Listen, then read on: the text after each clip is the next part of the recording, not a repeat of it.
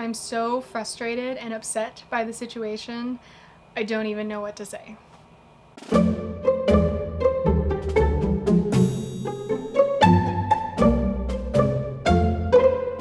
First things first, welcome back to Chronically Musical. My name is Alice, and I am a professional classical violist and a person living with 2 autoimmune diseases, and this channel is a place where I post videos on both of those subjects. So today's video was supposed to be all about the colonoscopy I had a couple of months ago. Like I did last year with my 5th colonoscopy, I documented the prep process. Now, I really didn't feel like doing that this year. I had just got home from vacation, literally the day I was supposed to start prepping. I got home. I was tired. The actual prep didn't go down as smoothly as it has in the past, and I just really didn't feel like filming it, but I forced myself to, because that kind of content is something that I feel is really valuable. I think especially as a young person who has now gone through 6 colonoscopies before the age of 30, I think talking about this subject openly on the internet is something that other young people could find helpful and do find helpful. Of course, people of all ages can, come to my videos and hear me talk about colonoscopies and all that, but I do specifically really feel like the subject is not nearly as openly discussed for the younger generations having to go through it. So filming that process is important to me, even if I don't feel like doing it. So I did all of that. This was about 2 months ago, and got through the colonoscopy, all good, went through some auditions, had a bunch of other stuff going on, sat down at my computer a couple of days ago to finally edit that video. And it wasn't until that moment that I realized my goof of a self did not properly plug the microphone into my camera. So there is no sound for the 30 plus minutes of footage showing me taking MIRALAX tablets and drinking MIRALAX and talking through the things I was experiencing as I was experiencing them, and even doing my signature favorites ranking list of all of my favorite clear liquids. None of that had sound, which was so frustrating, because if it was any other video, I could just, kind of recreate it. I could go back to my script and basically refilm the whole thing. But this was not one of those videos. I mean, I would have to literally go get another colonoscopy to have it be truly authentic and real. And thankfully I only have to do those once a year, so I'm not gonna do that. So yeah, I'm incredibly frustrated because creating content that is honest and transparent and real for you guys about the things that I have to go through with this stupid disease is really important to me, and I think it's really important to you too.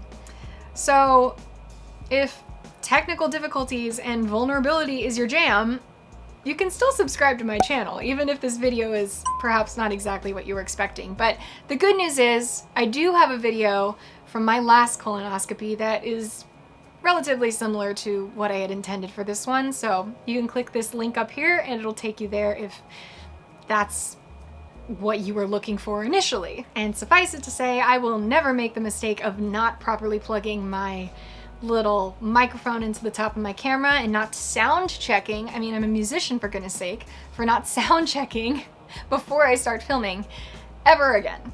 So instead of documenting my prep process, since I'm already through the colonoscopy at this point, I can actually summarize the experience and the findings for you.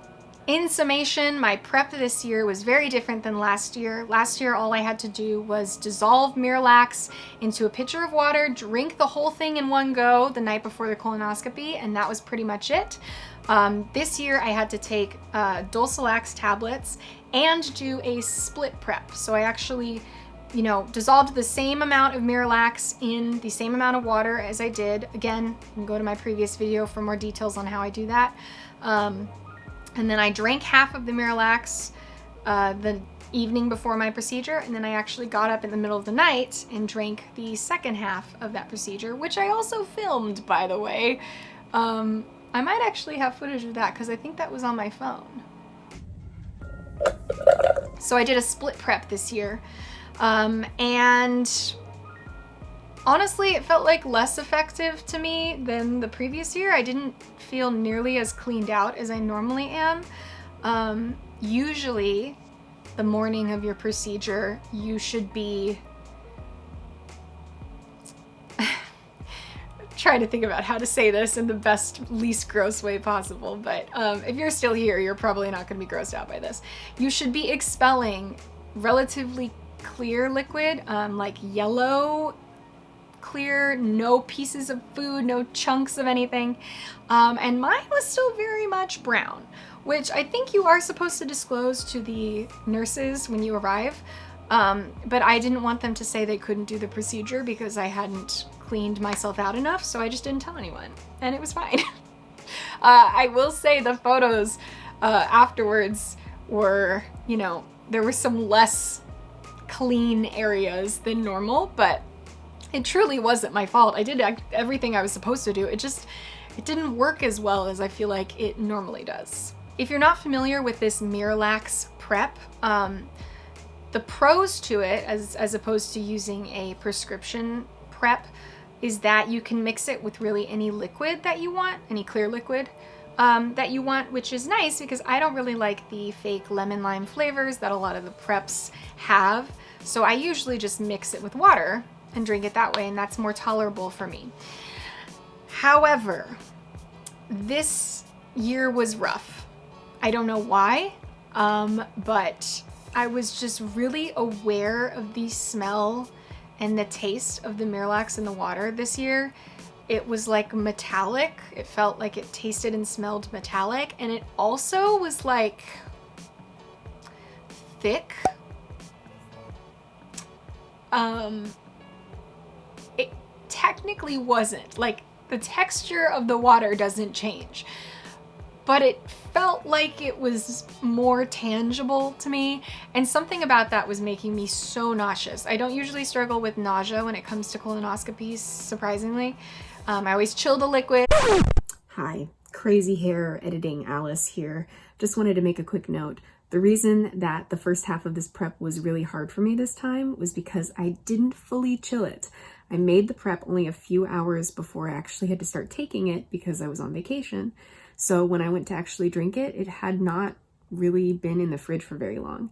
And that is my number one tip. I've said it before, I'll say it again. Chill your prep before you have to take it because it numbs your palate and it makes like the nausea thing a non-issue. At least for me it does. So the first half of this prep was more difficult, I think, because of that. Because the second half of it was way easier because I didn't taste the metallic thing as much because it had been chilled for like 6 hours or whatever. So anyway, just a casual reminder to chill your prep. Drink through a straw. Those are my tips that I've talked about in past videos. So that wasn't the issue. It was like the actual taste of it. So a big discovery that I had this year that is like life-changing is I actually chased the MIRALAX with this little can of apple juice that I had from the year before colonoscopy. It's still in my fridge. I think it finally expired this month, but so I would take like, you know, several gulps of the MIRALAX and then a swig of apple juice and then more MIRALAX and a swig of apple juice, and that really helped just like cut that metallic taste right away. And it helped with the nausea as well. So if you do the MIRALAX prep and you dissolve it in water, like I will probably continue to do, having something that's like a strong flavor, like probably very sweet, you could even do a Gatorade or something, maybe even a coconut water, but that's a little less sharp.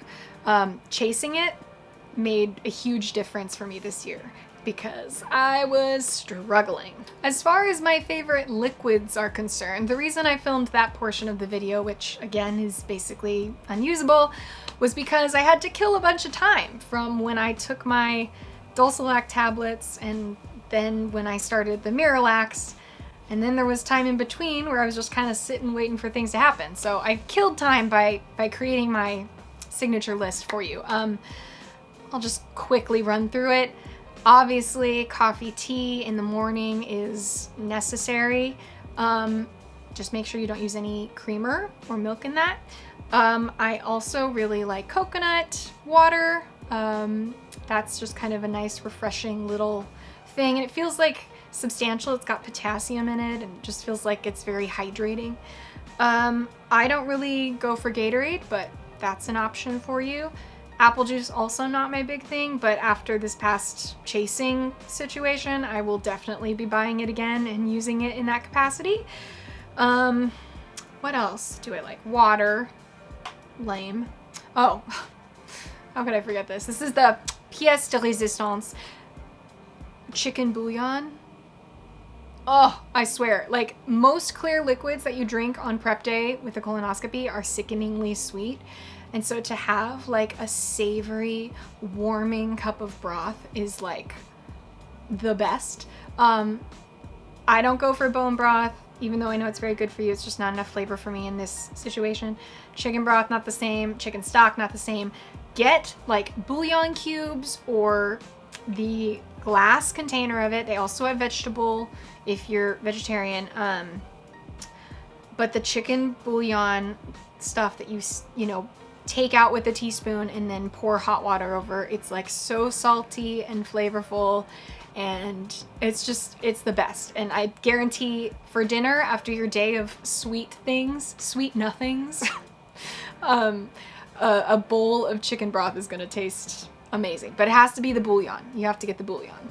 So the plus side of all of my hard work being rendered completely useless and a waste of time, and me not being able to use any of the footage I captured the day before my actual colonoscopy, is that I can share with you the findings of said colonoscopy. To recap a bit, if you're just completely new here, I have a disease called ulcerative colitis, which is a form of inflammatory bowel disease, sort of similar to Crohn's disease. And this disease basically attacks the colon. It causes inflammation and ulceration in the large intestine. So consequently, I have to take a lot of different medications to manage that disease, and also have to get annual colonoscopies to see how things are doing. This most recent colonoscopy, my 6th colonoscopy of my life, was part of that sort of annual checkup, but I was also having some symptoms flaring up. I was having consistent daily rectal bleeding, some more urgency symptoms, so like having to run to the toilet immediately and not being able to hold it as well, and also pretty consistent nightly cramping and bloating that I was having basically after dinner every night. I wasn't super aware that that was a symptom at the time. I just was like stressed and busy. But now that I'm not having it, it's very apparent how uncomfortable I was when I was having it, which I think is something that if you're a person living with chronic pain or chronic illness, you just get so used to the discomfort that you forget it's even there and you just get used to it. And then when it's gone, if it's ever gone, but when it's gone, you're like, oh my gosh, wow, I felt like shit for so long and I didn't even realize it. The colonoscopy revealed that I was unfortunately not in remission, which I was not expecting given the fact that I was bleeding every day. There may have been some slight improvement between this year and last year because my ulcers were more in patches this year as opposed to like fully circumferential. I think that's the right word. They weren't all around, they're just in spots. And really localized to the last 3 to 5 centimeters of my rectum, which is apparently the most difficult part to heal, which is very frustrating because that's like literally where all my inflammation is. It's always at the bottom of my bottom. Ultimately, my doctor decided to take an aggressive approach in treating this patch of inflammation with rectal therapies. If you're not new here, you know all about my rectal treatment options that I've tried. So I've been using a steroid rectal foam twice daily, which has helped tremendously. I'm actually weaning down to once daily now, which is great.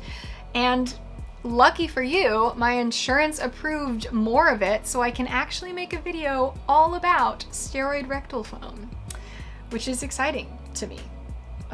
It may not be exciting to you, but I'm just fascinated by what my poor little body has to go through. So I'm gonna talk about it on the internet. Yeah, thanks so much for watching. I know this probably wasn't the video you were expecting. It's not the video I expected to make, but it was honest and real, and like I keep saying, that's all I try to be on this channel and in my everyday life. So hopefully you were able to get something out of it, perhaps a little entertainment at the very least. I am really trying to work on accepting that I cannot control every little thing in my life.